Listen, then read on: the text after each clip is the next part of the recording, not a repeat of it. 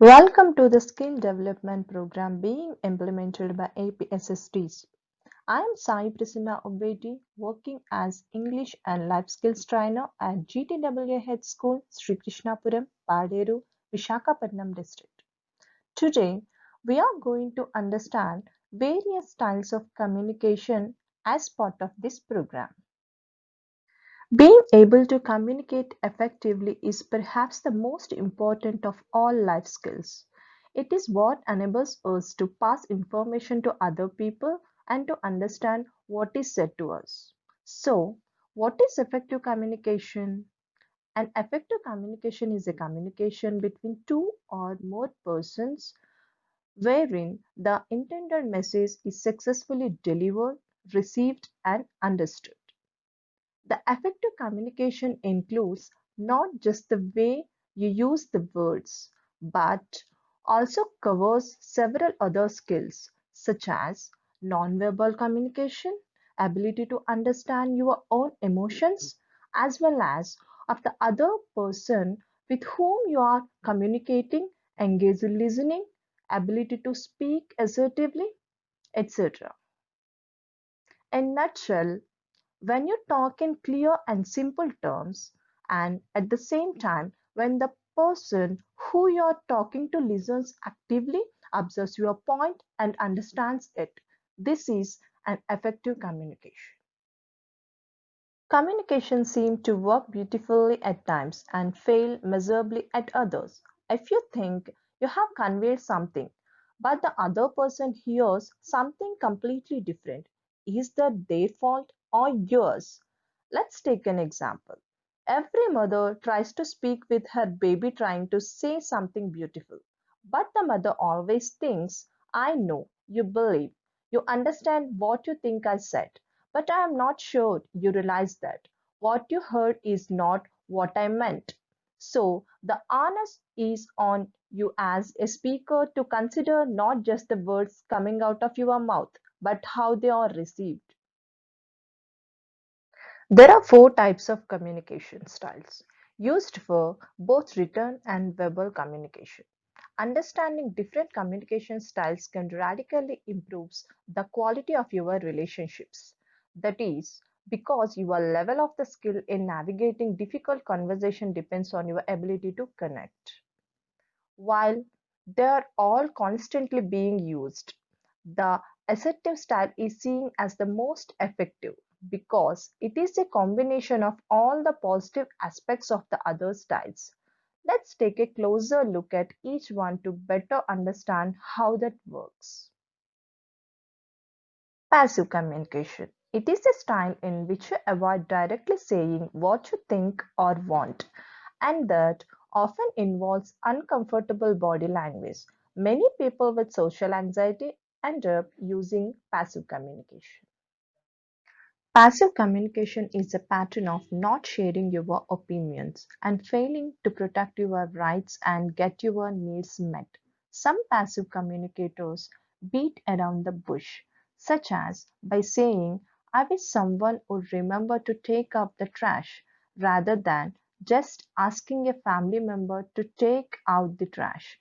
Hints like this often go unnoticed, making the passive communicator irritated and the family member who missed the hint confused.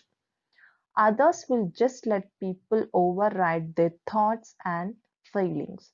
Some passive communicators speak very softly or apologetically. They may apologize ahead of time for their opinions or quality their statements. Some have negative body language such as a slumped posture.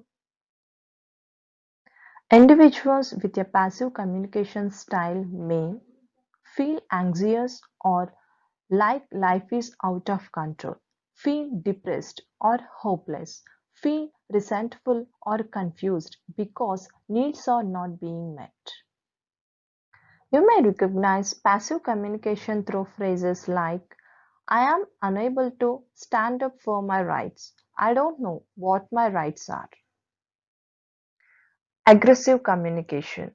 It is a style in which individuals express their feelings and opinions and advocate for their needs in a way that violates the rights of others. Thus, aggressive communicators are verbally and or physically abusive.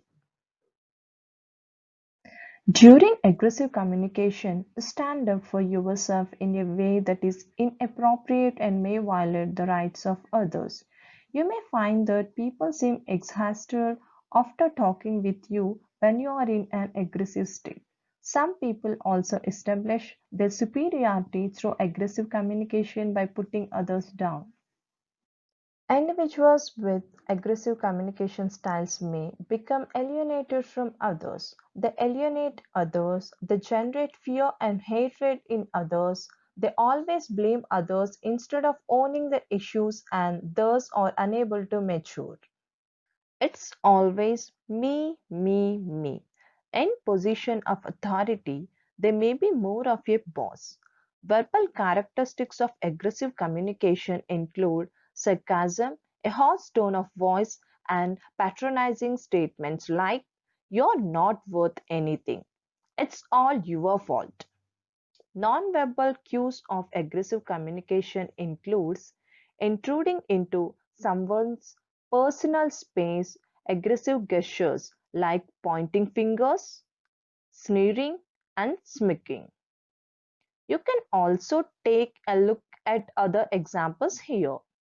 So, finally, when we talk about aggressive communication, in the moment, it can feel very satisfying.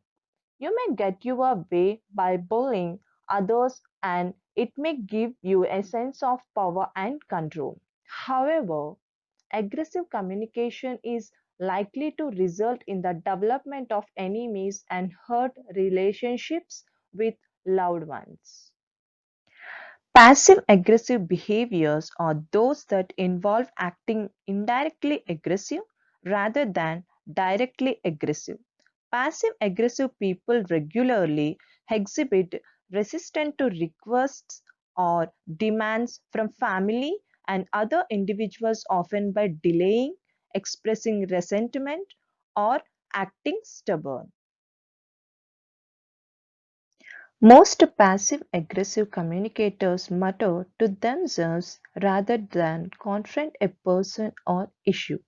They have difficulty acknowledging their anger, use facial expressions that don't correlate with how they feel, and even deny there is a problem.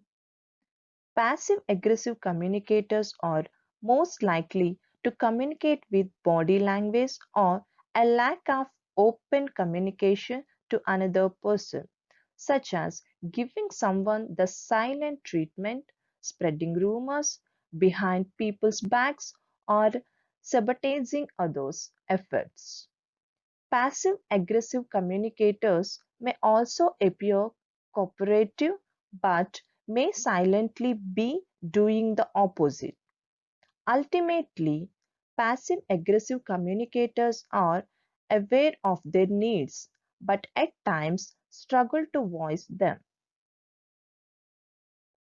The impact of a pattern of passive aggressive communication is that these individuals become alienated from others. They remain stuck in a position of powerlessness and they discharge resentment while real issues are never addressed. So they can't mature. You may recognize aggressive communication through phrases like, "I am weak and resentful, so I sabotage, frustrate, and disrupt. I am powerless to deal with you head on, so I must use guerrilla warfare. I will appear cooperative, but I am not." Assertive communication. It is a style in which individuals clearly state their opinions and feelings and firmly advocate for their rights and needs without violating the rights of others. Imagine you are standing in line at the bank and someone else pushes you in front of you. An aggressive response could be to grab them by the shoulder and say loudly, "Hey, what makes you so important that you don't have to wait in line like the rest of us?" This might make you feel better in the short term, but you will probably also spend the rest of the time feeling annoyed about the interaction. Perhaps the other person will shout back at you and the situation will get even worse, really leaving you in a bad mood. A more assertive response could be to gently tap the person on the shoulder and say in a clear but respectful voice, "Excuse me, there is actually a line here. It could be better if you could wait your turn like the rest of us." Chances are you will get a more positive response to this. Perhaps the other person will apologize and move to the back of the line, or they may explain their reason for wanting to push in, and you may feel happy to do them this favor.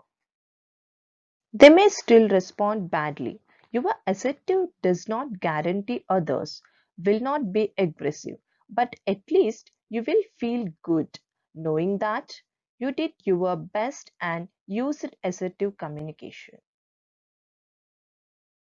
Assertive communicators will use I statements and listen well without interrupting. They have good eye contact, they have a relaxed body posture, they feel competent and in control. The impact of a pattern of assertive communication is that these individuals feel connected to others, they feel in control of their lives, they can mature because they address issues and problems as they arise. They create a respectful environment for others to grow and mature. As mentioned earlier, one of the keys to assertive communication is using I statements, such as "I feel frustrated when you are late for a meeting," or "I don't like having to explain this over and over." It indicates ownership of feelings and behaviors without blaming the other person. Examples of phrases an assertive communicator would use include: "We are equally entitled to express ourselves respectfully to one another." "I am confident about who I am." "I realize I have choices in my life and I consider my options." "I respect the rights of others." You have learned about the four basic communication styles. So, what do you think? Which communication style suits you the best? Keep in mind that most of us don't use a single communication styles in every interaction. They are simply tools that you can use to communicate. In general, assertive communication is most likely to lead to respectful and longer term relationships. So, that is the style to strive for in most situations.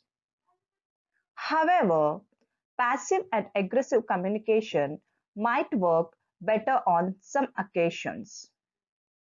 For example, if you are feeling fearful that you are about to be harmed, passive communication may help to refuse the situation, and aggressive communication might prevent the problem from getting worse. While the passive communication style can be helpful when people pair it with subtle aggression, the passive aggressive style is likely to interfere with or undermine healthy relationships. I would like to finish with this wonderful and inspiring quote by Albert Einstein. "I speak to everyone in the same way, whether he is the garbage man or the president of the university." Thank you so much for your interest and attention.